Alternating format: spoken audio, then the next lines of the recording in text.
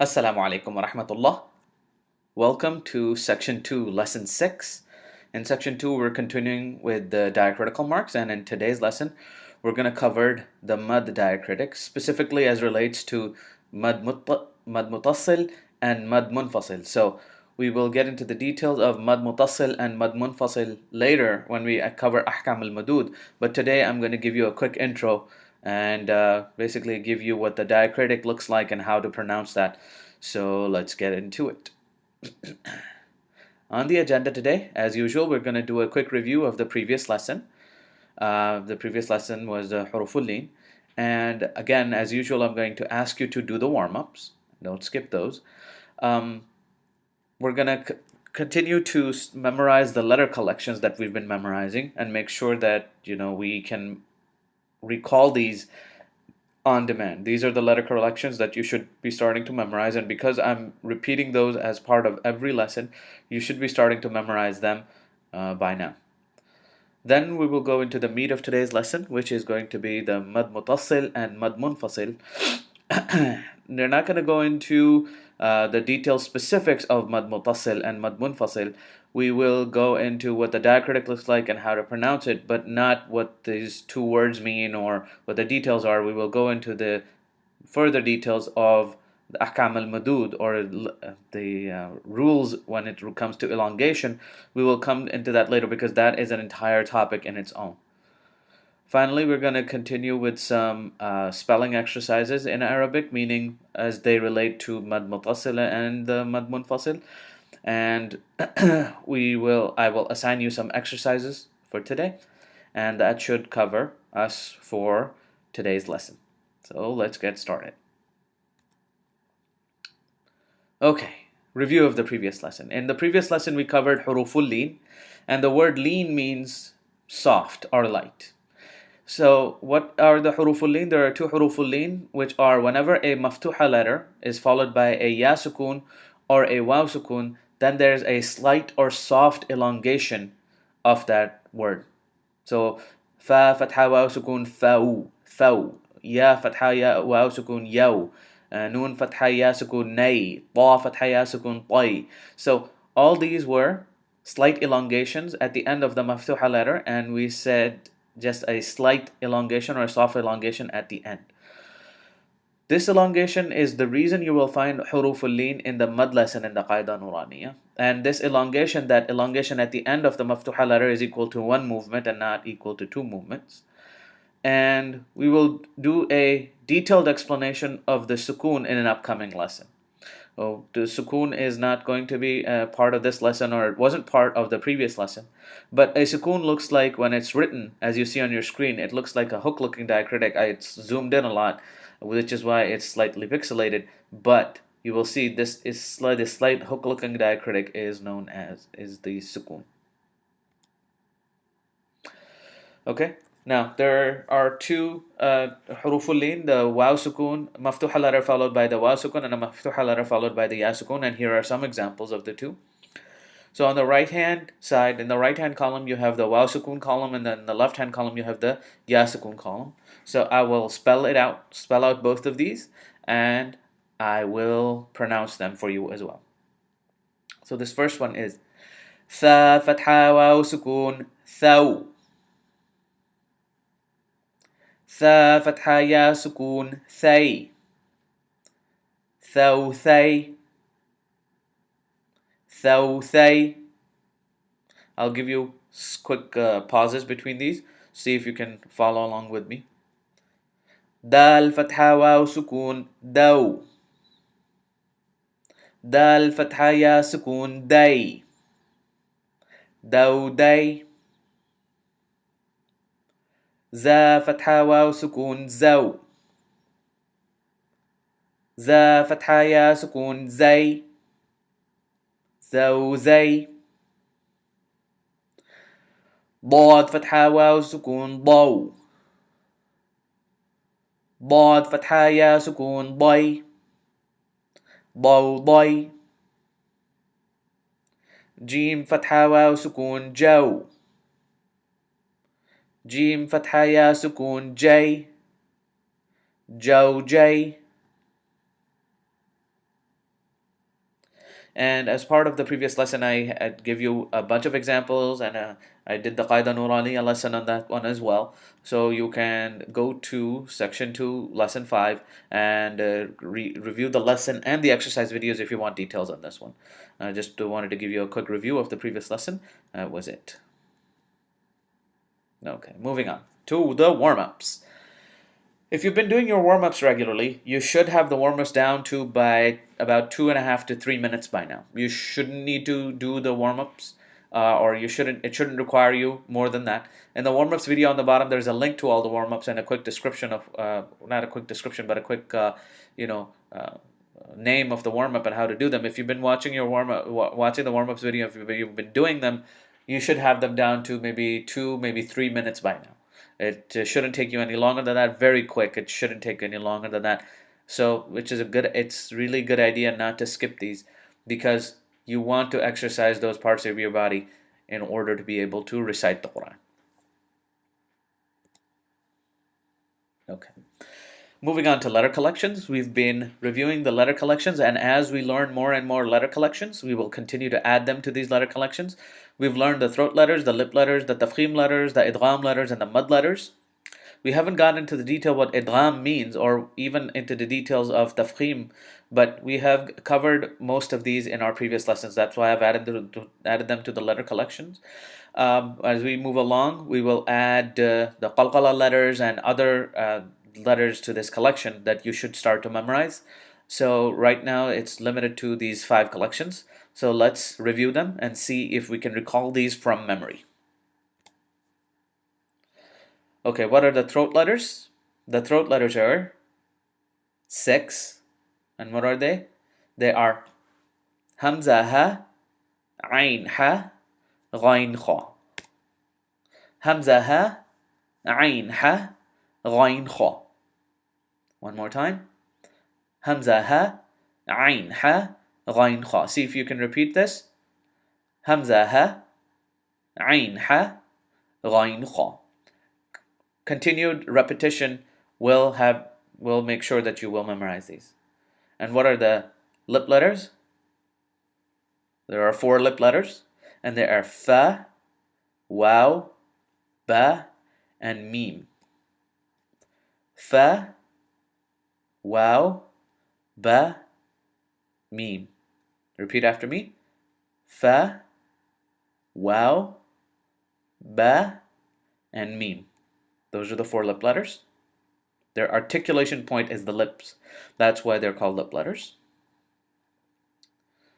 Okay, what are the tafkhim letters? We haven't gone into a lot of details on what tafkhim means. We will cover that in a later lesson, but it's important for you to memorize these. What are they? They are sad, dad, ba, wa, ghain, kha, and qaf. Those are the 7 tafkhim letters. Sad, dad, ba, wa, ghain, kha, and qaf. See if you can repeat after me. Sad, dad, ba, wa, ghain, kha, and qaf. Those are the tafkhim letters. What are the idgham letters? Idgham letters can be memorized by Yarmaloon, which are Ya, Ra, Mim, Lam, Waw, Noon. One more time.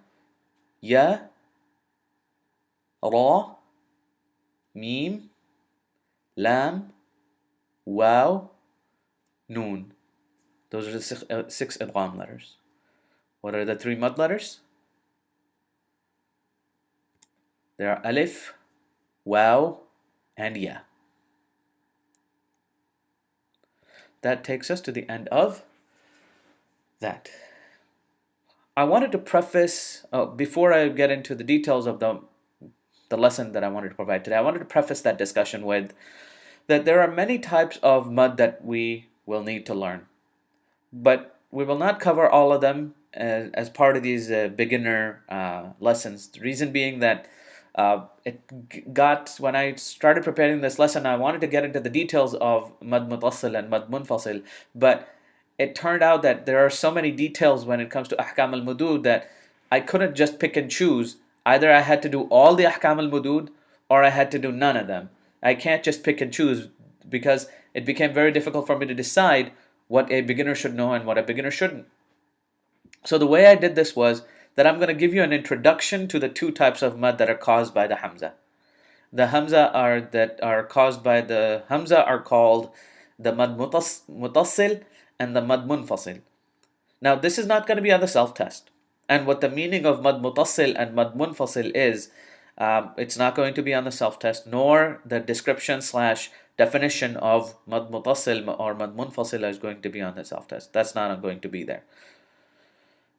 I won't go into the details of the differences between the two either. So what is the difference between Mad Mutassil and Mad Munfasil? I won't go into the details. But I will show you the diacritic and how to pronounce it and how to spell it out with examples. But we will go into all the details of the definition, the difference, how they're caused, and why it's called Mutassil versus Munfasil. We will go into that when we cover Ahkam al-Madud. Okay, so I just wanted to preface that this is a beginner lesson, which is why I didn't want to go into a lot of details, because the more details I got into, I realized that if I want details, I really should cover all the Ahkam al-Mudud and not some of them. So I decided to cover none of them. I just decided to give you an introduction to the diacritic and how to pronounce it. Okay, so on to the details of today's lesson. Or not a lot of detail, but enough so that you know how the mud is pronounced. Whenever a Hamza comes after a mud letter, and the mud letters are the three that we even mentioned earlier in today's lesson, which was, I asked you to remember what the three mud letters were, the alif and the waw and the ya. Whenever a Hamza comes after a mud letter, the mud letter should be extended to 4 counts. And what were the 3 mud letters? We discussed this, and we discussed the details of this in section 2, lessons 3 and 4. In lesson 3, we went into the mad tabi'i, or the natural mad. In lesson 4, we went into the saghira letters. Now, what are the 3 mud letters? Whenever a madmuma letter is followed by a waw, or a letter with a dhamma on it is followed by a waw, or a waw saghira, it doesn't matter. The saghira is the second method of, if you want details on this, you can view lessons 3 and 4 of section 2. Whenever a madmuma letter is followed by a waw, either saghira or sukun form of the waw, then that's a mud letter. The second type of mud letter is whenever a maksura letter is followed by a ya, or a ya saghira. And whenever a maftuha letter, this is the third type, whenever a maftuha letter is followed by an alif or an alif saghira, that is a mud. These are the 3 mud letters. But whenever these 3 mud letters, the immediate letter after it is a hamza, then that mud, and remember in the mud, the mad tabi'i, and even in the saghira letter, how many counts were we extending the mud to? We were extending it to 2 counts. But whenever the immediately following letter of the mud, of the 3 types of mud that are described here, if the letter immediately after it is a hamza, it must be extended to 4 counts. Now, it could be a mad mutassil or a mad munfasil. It really depends on how the hamza is, whether it's at the end of a letter or the middle of a letter. We're not going to go into not in the middle of a letter, but in the end of a word, or at the middle of a word, or at the start of a word. That really is what denotes whether it's a mad mutassil or a mad munfasil. But we're not going to go into the details of that. Just remember this rule of thumb.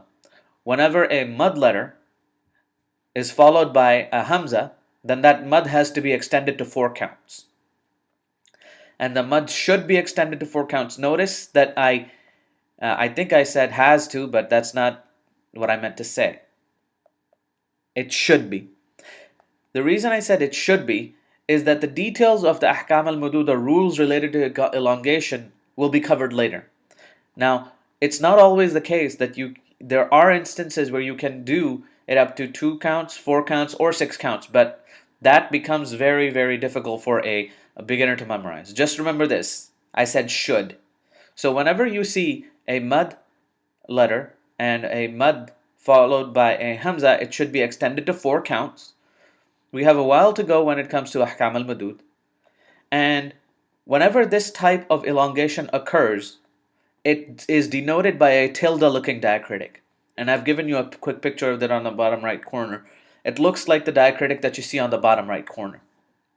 So, quick overview.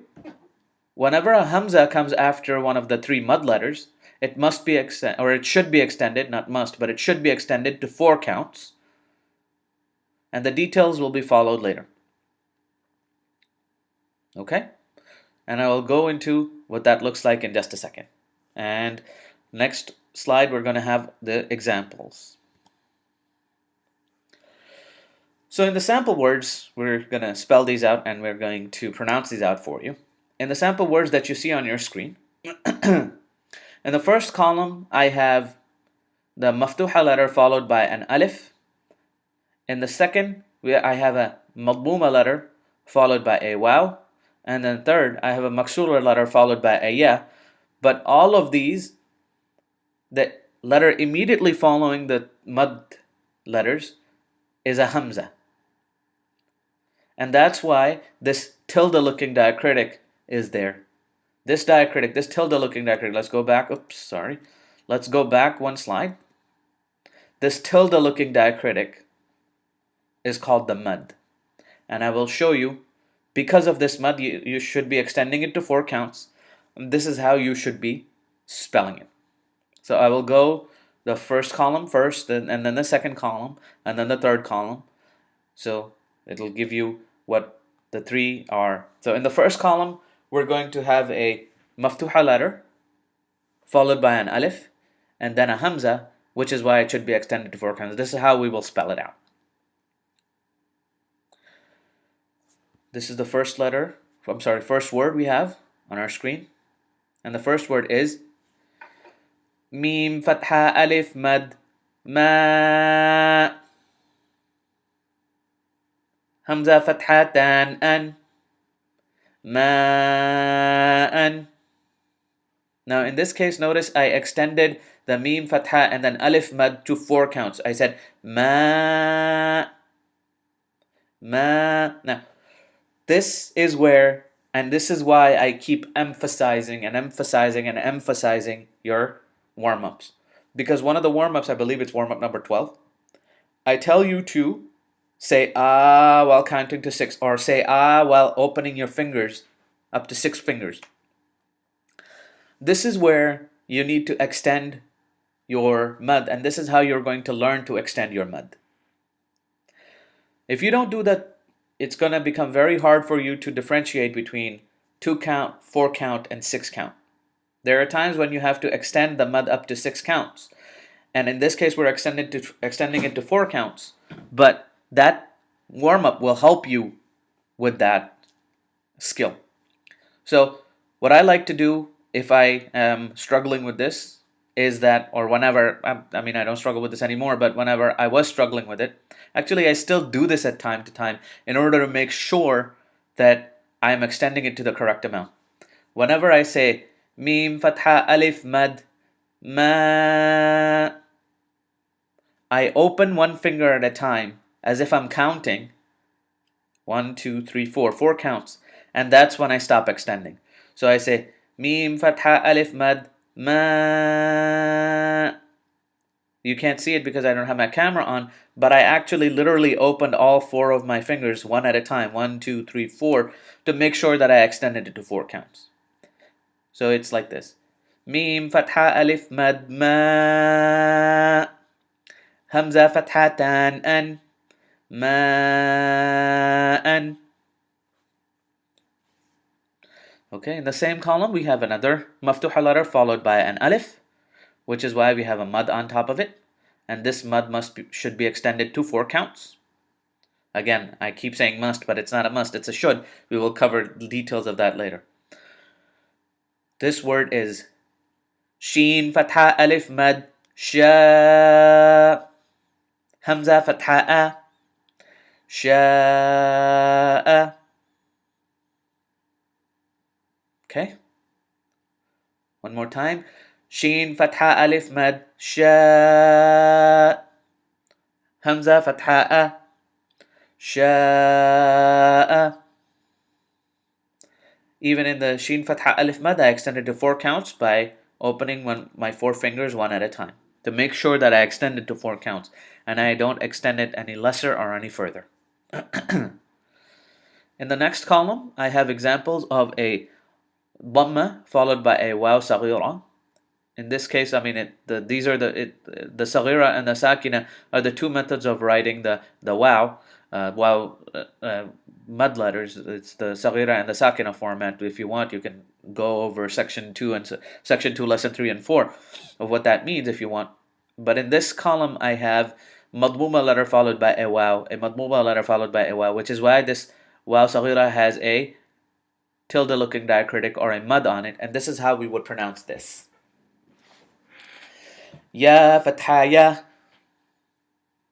ra fatha ra, ya ra, ha dhamma waw mad hu, yarahu, hamza fatha a, yarahu ah, hamza fatha a, yarahu aha, dal dhamma tan dun, yarahu ahadun.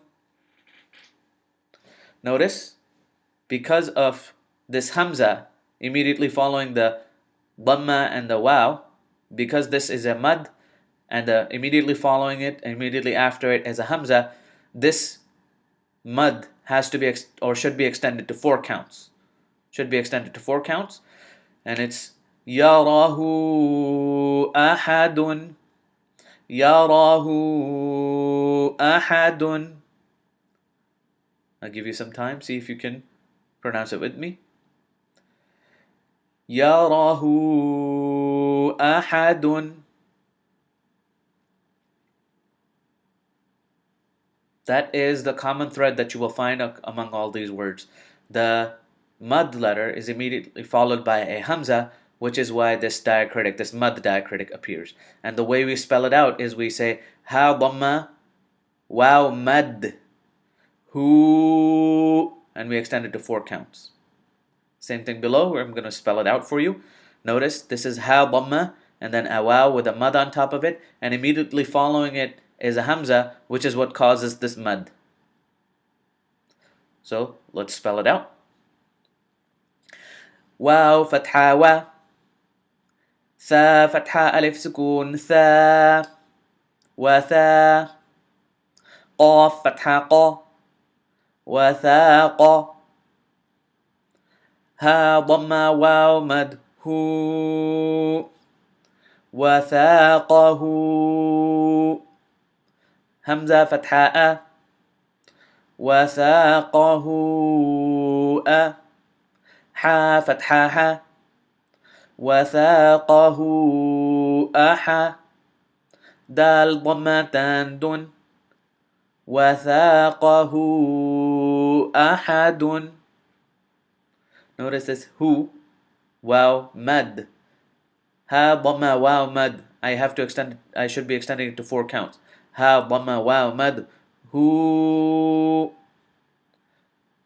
wathaqahu ahadun, wathaqahu ahadun. Okay, this this tilde looking diacritic is known as the mud. In this case, this mud is caused by the hamza that immediately follows this these mud letters, dhamma with waw saghira and dhamma with the waw saghira. That's why this waw has a mud on top of it, and you should be extending it to 4 counts. Next, we have the 2 examples of kasra followed by a ya, and immediately after it is a hamza, which is why this ya has to be extended to 4 counts, and this is why this mud appears on top of it. Let me spell it out for you. واو فتحة و جيم كسرة يا مد جي وجي همزة فتحة أ وجيء. Notice this jim kasra, this alif with a 0 on top of it, this is a sifr, gets cancelled. And we will go into details on the two types of sifr and why they get cancelled out in a later video. But I've been giving you quick introductions here and there on this, so I wanted you to give a quick intro of this as well. Just remember, this 0 gets cancelled out, so we're going to say waw fatha wa, jim kasra ya mad ji, waji, hamza fatha a, waji'a. 4 counts on this jim kasra and then the ya mad. Okay, and then the last one we have another noon kasra and then ya, and because the letter immediately following it is a hamza with a fathatan on top of it, that's why this ya has this mad on it. So this is how we will pronounce this one.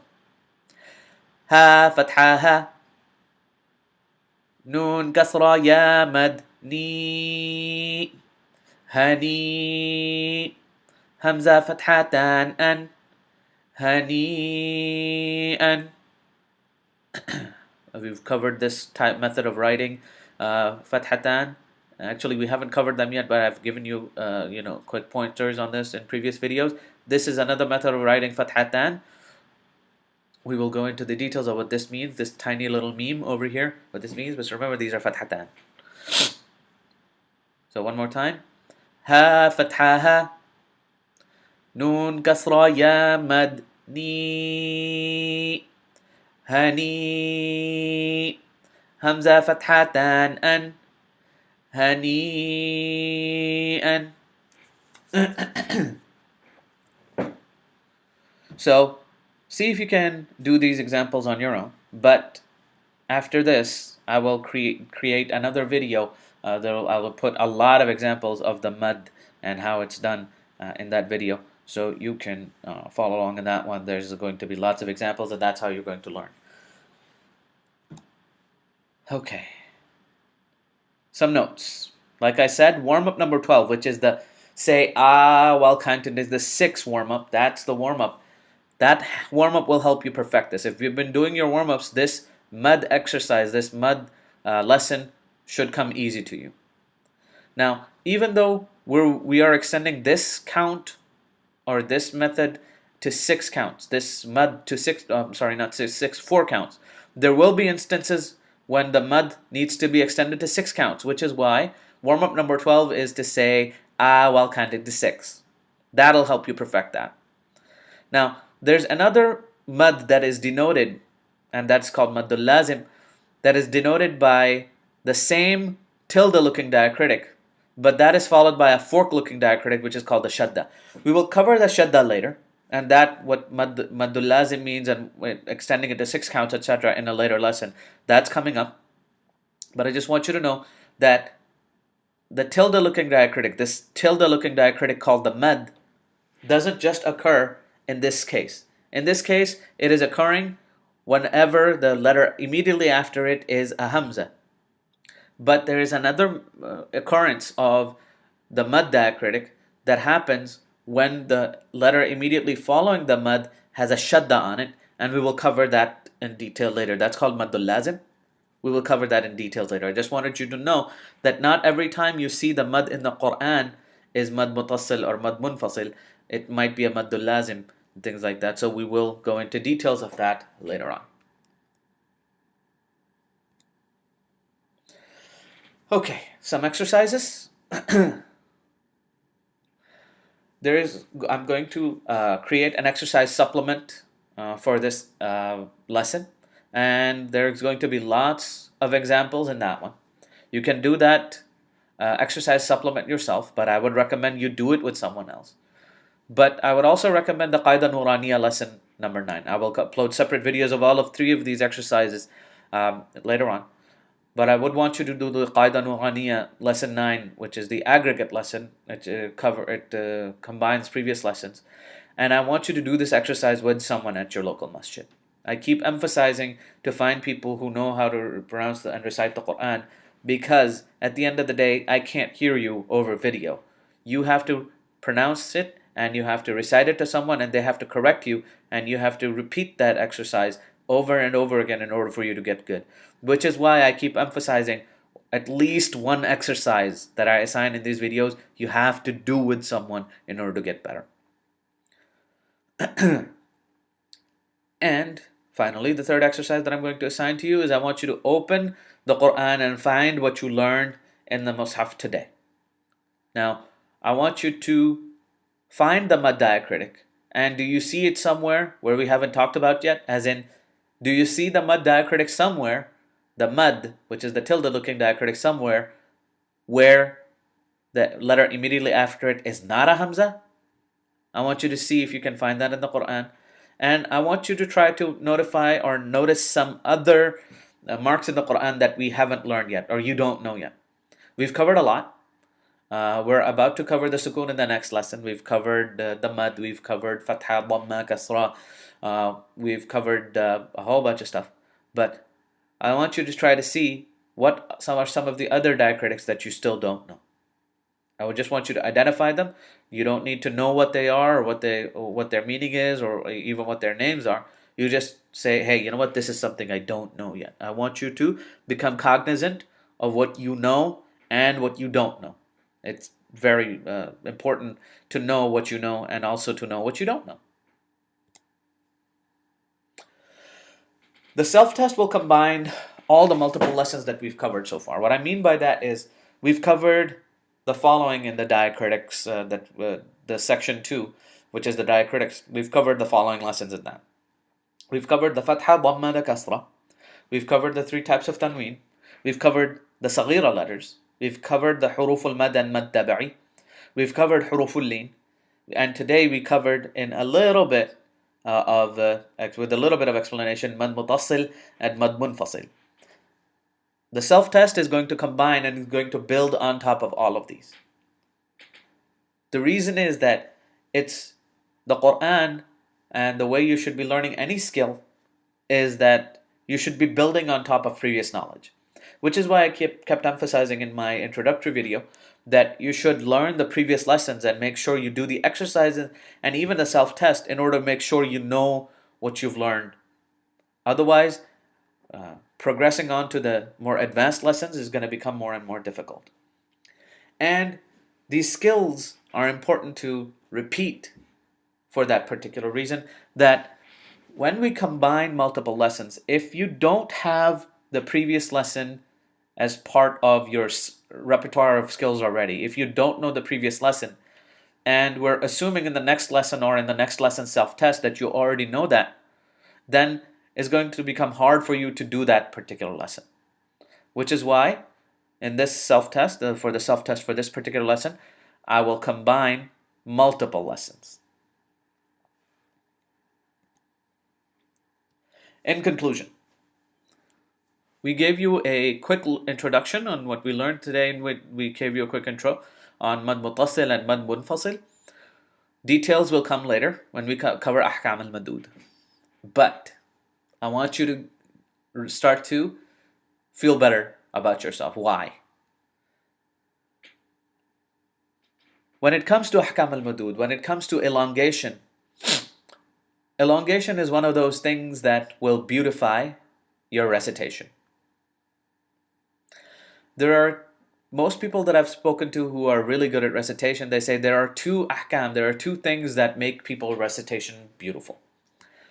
It's the correct elongation or the correct mud, and making sure your mud is correct, making sure you're elongating to 4 counts when you need to, and 6 counts when you need to, and 2 counts when you need to. That's one thing that makes your recitation beautiful. And the second thing is ahkam an-nun as-sakina wa tanween. We will cover that later, but you're starting to get into beautifying your recitation. So I want you to pat yourself in the back. And the details of all the ahkam al-madud will come later, but you are starting to get into the fun stuff. Inshallah, in the next lesson, we will cover the sukoon in a lot more detail. And I'm thinking I'm going to separate the qalqala lesson from the sukoon lesson and what qalqala means. I don't know yet. Inshallah, when I create that lesson and when I create the video, I will know more. So, inshallah, in the next lesson, we will cover the sukoon and what that means. So, jazakallah khair for watching. If you liked the video, go ahead, give me a like below. If you have any questions, comments, and concerns, leave them below. If you think this video has been helpful to you, please go ahead and subscribe for additional videos just like this one. And do share on your social media with your friends and family, etc. to make sure you spread this knowledge. And inshallah, share in the hasanat. Jazakallah khair for watching. I will see you next time. Assalamu alaikum wa rahmatullahi wa barakatuh.